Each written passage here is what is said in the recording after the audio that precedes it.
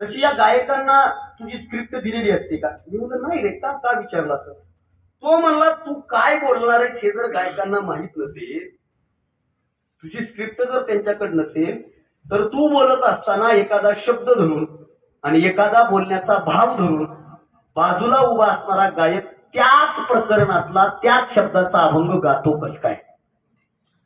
हे फार international लेवलचं observation आहे आणि कीर्तनाकडच्या दृष्टिकोनातून लोक पाहतात हे लक्षात ठेवा.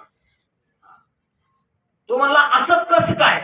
पण तू त्यांना अडवत नाहीस, तू ते बोलले त्याच्याच वर बोलत बोलत कंटिन्यू पुढे जातोस, तुला विक्षेप होत नाही का?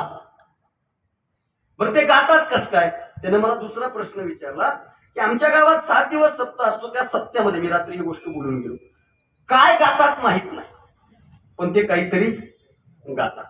लक्षात ठेवा सज्जन, कीर्तनामध्ये कोणत्या वेळेला कोणतं प्रमाण म्हणायचं